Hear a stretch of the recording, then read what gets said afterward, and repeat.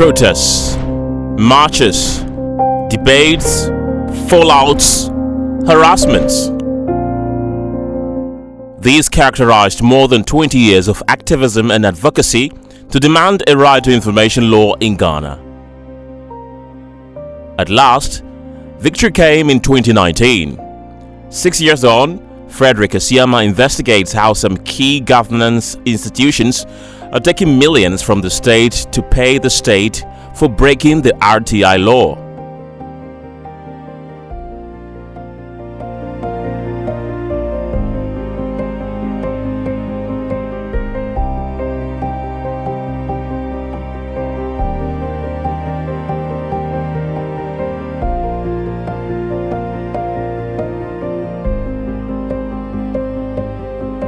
It is more than 5 years since the implementation of the Right to Information RTI law began. The purpose was to make access to information easier. The RTI Act was passed in March 2019 to empower citizens to access information from public and private institutions that provide public services, enhance transparency and accountability, and stimulate the fight against corruption. Sitting as second deputy speaker at the time, Alban Bagbin celebrated the achievement of a historic feat. Honourable members, Right to Information Bill 2018 is now read the third time and passed.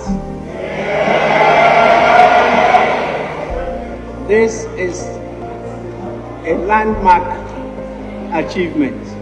The passage of the RTI law also gave meaning to Article 21(1)(f) of the 1992 Constitution, which provides that all persons shall have the right to information subject to such qualifications and laws as are necessary in a democratic society. The RTI law is beneficial to citizens because it allows them to demand information about happenings around them that impact their lives. Ms. Mina Mensah, Director of the Africa Office of the Commonwealth Human Rights Initiative, which serves as the host for the RTI Coalition, outlines some benefits of the law for citizens. As an ordinary citizen, you pay tax. Everybody pays taxes. You live in a community.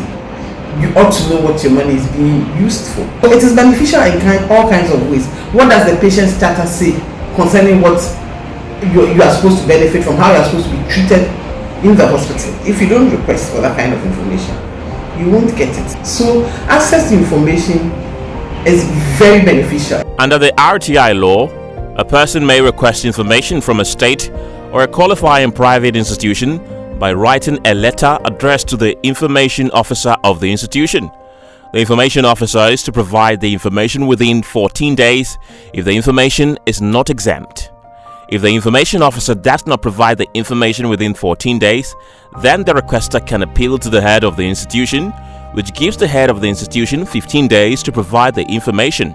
If the head of the institution does not provide the information, then the requester can file a complaint to the RTI Commission or the High Court. The RTI Commission may impose a penalty on the institution depending on the circumstances of the case. The severity of the penalty also depends largely on an institution's posture. The Executive Secretary of the RTIC, Genevieve Shelley Latte, explains how the Commission imposes penalties. When the Commission decides to impose administrative penalty on an institution, there are certain factors that we consider in doing so. Some of them we consider the responsiveness of the institution involved. Some of them come in cooperating with the Commission. When that happens, then we enter into some kind of negotiation with such institutions. We also look at the ability of the institution to be able to finance the imposition of penalty on them. Some of them, we consider the entire circumstances of the case. And so we do not just resort to imposing penalties on institutions, but then again, we consider the totality of the circumstance of the case before we end up imposing such penalties on institutions. We also look at the seriousness of the breach. Now, Corruption Watch investigations have uncovered that some key governance institutions which should be promoting access are refusing or failing to comply with the law by denying access to information requested by citizens. This refusal or failure to provide the requested information has led to the imposition of fines by the RTIC. The records show that as of the 16th of July 2025, the RTIC had imposed penalties of approximately 5.6 million Ghana cedis in 76 determinations involving 64 separate institutions. So far, 23 erring institutions have paid approximately 3.5 million cedis as penalties to the RTIC for breaking the law. Yet, a further 36 separate institutions owe the RTIC a combined total amount of 2,149,000 cedis in unpaid penalties. The figure is exclusive of interests that have accrued on some of the fines that have been imposed. In addition, the value of penalties does not include those that are being litigated in court. The Executive Secretary of the RTIC stresses that the fines imposed do not serve as a substitute for the information that is imposed to be released to an applicant. A fine is never a substitute for information being. Once you are compelled to pay the administrative penalty, it does not automatically erase the fact that you have to provide the information. Providing the information becomes mandatory, it becomes a directive of the Commission which needs to be complied with. For the imposition of the penalty is as a result of your default. So the penalty we will collect all right, and then we will ensure that you provide the information being requested. Meanwhile, the list of violators of the law is long and includes oversight bodies such as the Commission on Human Rights and Administrative Justice (CHRAJ), which is yet to pay a fine of 30,000 cedis. The Judicial Service of Ghana, also yet to pay a fine of 100,000 cedis. The Attorney General's Department, also yet to pay a fine of 50,000 cedis. The Public Procurement Authority (PPA), also yet to pay a fine of 100,000 cedis. The Ghana Police Service, which has paid 450,357 cedis. The Ghana Audit Service, which has paid 60,000 cedis, and the Parliamentary Service, which has paid 53,785 cedis. 5 institutions have paid the heaviest fines. They are the Agricultural Development Bank, a total of 1,365,000 Ghana cedis. Ghana Police Service, 450,357 cedis. The Ministry of Education, 260,000 cedis. The Social Security and National Insurance Trust (SNIT), 200,000 cedis, and the Lands Commission, 150,000 cedis. In terms of frequency, the Ministry of Education ranks highest with 4 penalties received, while the Ghana Police Service has received 3. 10 other institutions have suffered 2 penalties each. They include the Ghana Education Service, the Judicial Service, the Lands Commission, Public Procurement Authority, the Ministry of Energy, and the Urban Roads Department. What is worse, state institutions have been using taxpayers' funds to pay for fines imposed on them by the RTIC. Private legal practitioner Zakaria Tanko Musa believes there is need to reconsider the penalty regime. There is a provision in the RTI Act that allows the Commission to employ different methodologies of trying to seek compliance. They employ one of the tools that they have, which is the fine. But one of the things that came up was that the fines are being imposed. Institutions are still refusing to pay the fines, and it leaves the RTI with the option of having to go after them for that. And that itself was Herculean. Even though they are aware that the Commission has certain powers, they have flagrantly disobeyed the Commission. And when the Commission finds them, some don't pay. Some are willing to pay because for them, paying would even be better than being forced to reveal that information. And that's where we now need to look at whether or not we need to look at this issue about fining.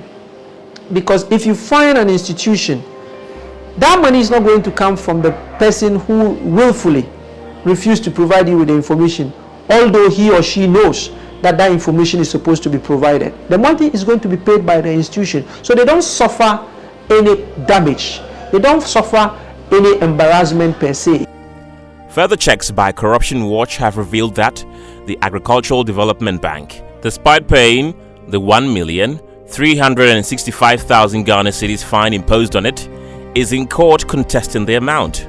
Previously, the Ghana Police Service had been in courts to litigate various fines imposed on it, but eventually the leadership of the service discontinued the litigations and settled fines worth 450,357 Ghana cedis. Corruption Watch has further learned that the GCB Bank, in which the state has shares, as well as the private mobile telecommunication operator Scancom Ghana Limited, are also in the courts to contest fines imposed by the RTIC. Prudential Bank, which has been slapped with a fine of 100,000 Ghana cedis, is the only private institution to have settled a fine. Other notable institutions slapped with heavy fines are the Ghana Airport Company Limited, 200,000 Ghana cedis, the National Intelligence Bureau, NIB, 200,000 Ghana cedis, the National Health Insurance Authority, NHIA, approximately 144,000 Ghana cedis, the Ghana Education Service, approximately 134,000 Ghana cedis, GOIL, 100,000 Ghana cedis, and the Ghana Revenue Authority, 20,000 Ghana cedis.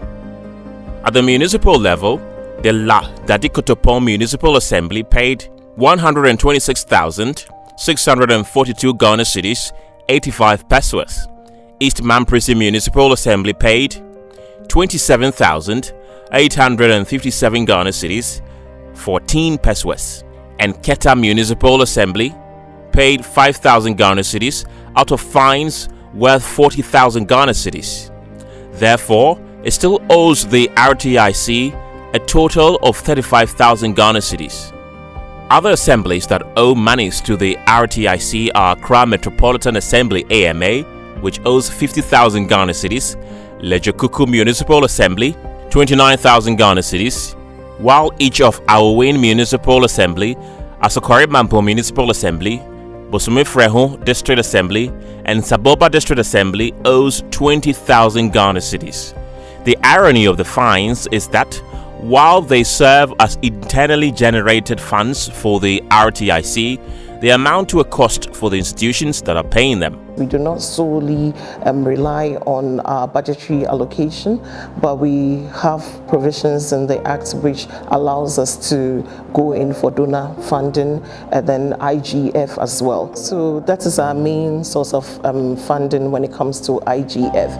It's about the imposition of penalties on defaulting institutions. So, and also when we go to court and then there are awards made, we also make some kind of monies. The overwhelming majority of institutions that have paid fines are state institutions, highlighting a major issue of non-compliance. Statistics obtained and analyzed by Corruption Watch during this investigation show that compliance with the law weakened between 2022 and 2023 after having improved the previous year. In spite of this, Executive Secretary Shelley Latte says the RTIC's monitoring of about 700 institutions shows that compliance with the Act has been improving. When it comes to compliance, I can say that it has been gradually improving over the years by way of sensitization.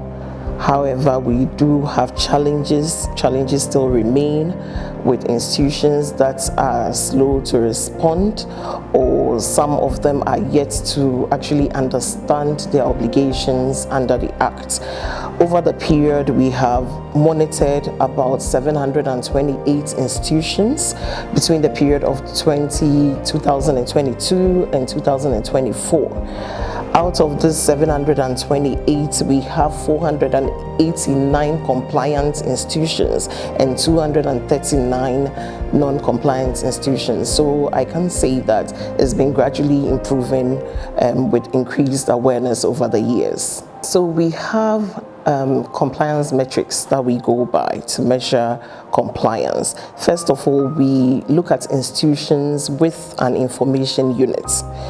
Also, we look at institutions with trained information officers.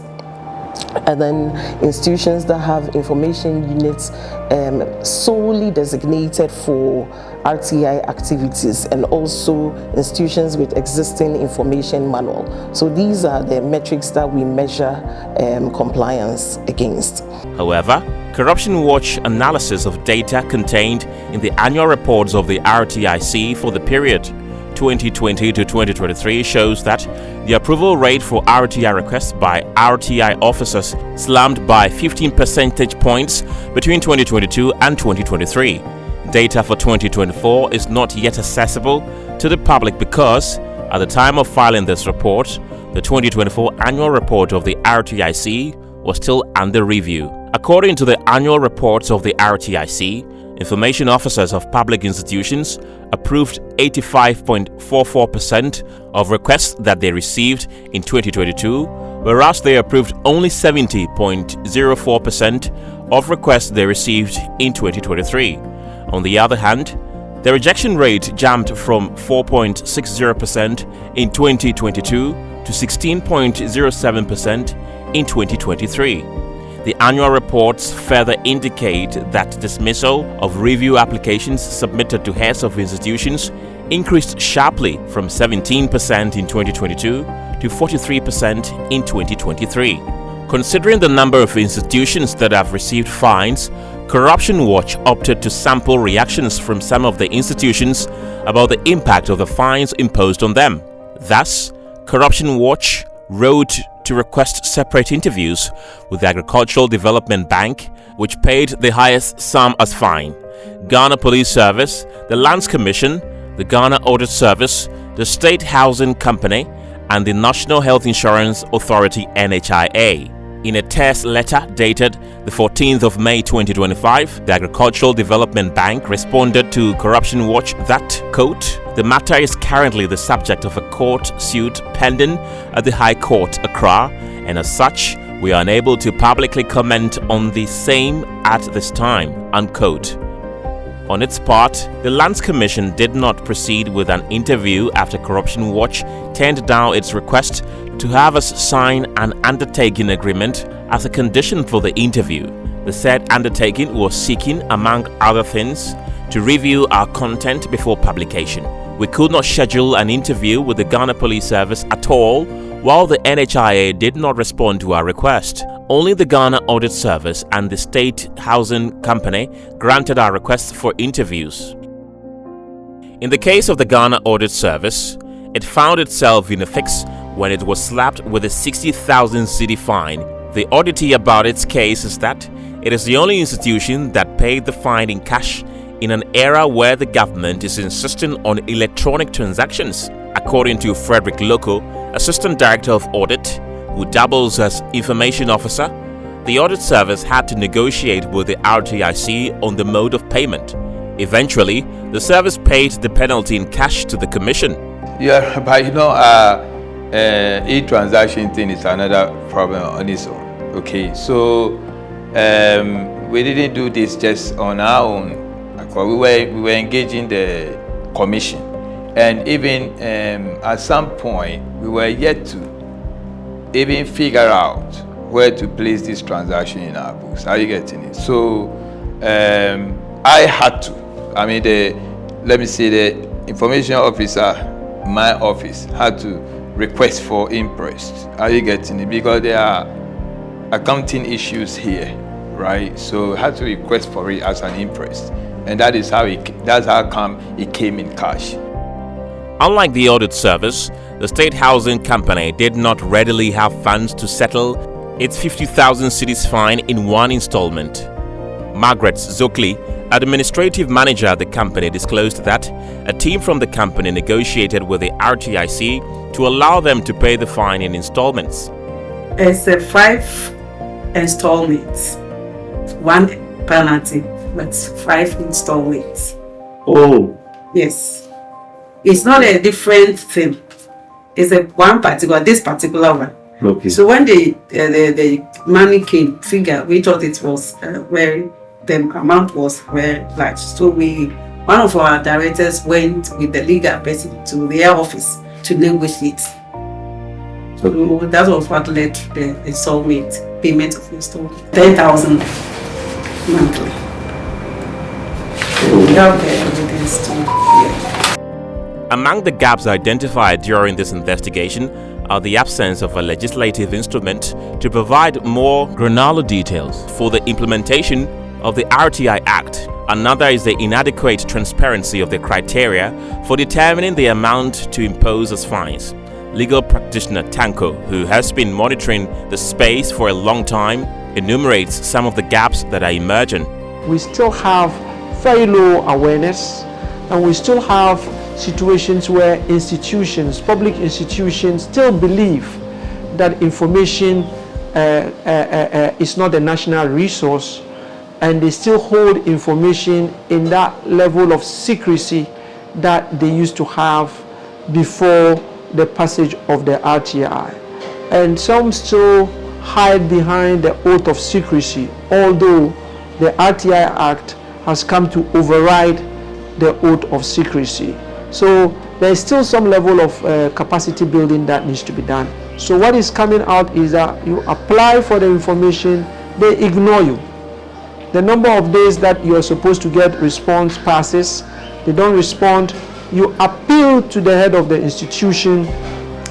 The head of the institution doesn't get back to you, and you have no choice than to go toward the commission. It looks like the ordinary people who have been seeking the information don't have the luxury of going through that route of taking it all the way down to the RTI Commission. On the matter of the inadequate transparency of the criteria for determining the amount to impose as fines, Ms. Mina Mensah highlights some examples of international best practices. I don't think there's a lot of transparency. I don't think people really know the criteria they use. That might be because of the fact that the LI is not ready. Maybe the LI will stipulate all these things. Of course, anecdotal information that I have suggests that it's normally based on people's ability to pay. There are international standards, there are international best practices that they should go through. But then I do not know whether they use that, because normally it's based on the kind of processes that you use. Did you obstruct giving out information? Did you refuse to give out the information? Or you prevented somebody from accessing the information? Or you gave the person wrong information? According to Margaret Zokli, the SHC learned a lesson from paying the penalty and would work to prevent a repeat. We learned a lot, because paying a penalty of just one information that you don't even have. So we spoke with them that going forward, if there's any request, we will act on it as early as possible, because it's the delay that prompted this penalty. There's a raft of recommendations to consider for the improvement of the RTI regime. Lawyer Tanko Musa leads the charge for a consideration of a surcharge against institutional heads whose actions lead to RTI fines. Maybe in addition to the naming and shaming of institutions that are continuously flouting and refusing to provide information, even though it's a constitutional requirement, we need to also start looking at whether or not that information officer or that head of the institution who refused to do what he ought to do, that refusal, was it willful? Was it negligent? Or it is something that anybody in his situation would have done? If he was willful, negligent, or reckless, then we may have to start considering surcharging that individual. And how do we do the surcharge? That individual is in the workplace, he earns a salary, his salary should be attached. If it means having to spread it, maybe you find them 50,000 cedis. If it means you have to spread it within a reasonable period, because you don't want to bankrupt that individual. It's not really a punishment per se, but it's to serve as a deterrent so that in future they will do the right thing. I think that is the area we need to start looking at. And if it means tweaking or changing the law to input this in to achieve that desired result, we need to do that, because as everybody had been arguing, the right to access information has been considered as the bedrock of all rights. Frederick Loco of the Audit Service supports this call. When it comes to the payment of fines, for example, I would have rather preferred that there would be prescribed sanctions, okay, administrative sanctions, that probably can be brought to bear on either the spending officer or head of an institution or head of finance, whoever, right? For somebody to be directly, okay, held responsible for whatever deviation that they may have been.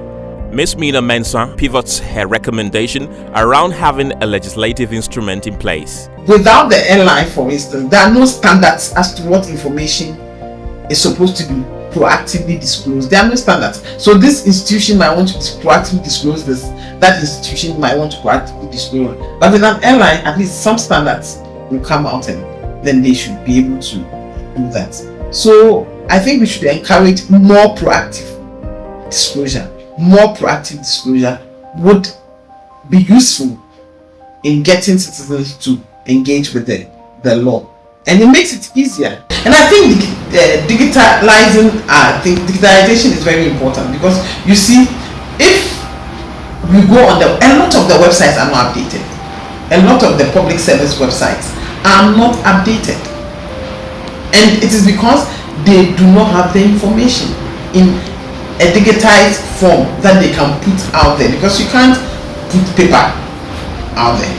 You can only put when it's in soft copy. So I think that one of the things that we should be doing is encourage institutions to do proper records keeping, and do records keeping in a digitalized manner. The Executive Secretary of the RTIC, Shelley Latte, says that the Commission plans to increase its sensitization drive across the country by expanding its geographical footprint. We believe that everybody has a right to access information, but then the education is the prime thing that we need to be able to embark on this drive.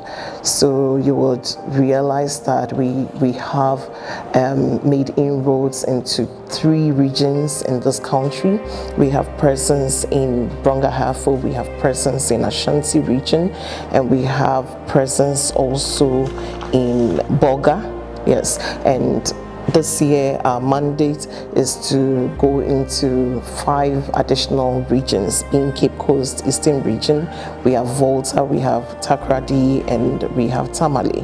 So the drive is to reach out to people in the hinterlands, to reach out and sensitize the Ghanaian on their rights and access to information. In addition, the Commission is working hard at getting an ally in place. We realize that in every law there are gaps, lacunas in the law, and that is why we have an ally tabled that would try and fill in all the gaps that the current Act provides. So once all these things are dealt with, we believe that we will have a strong working tool going forward.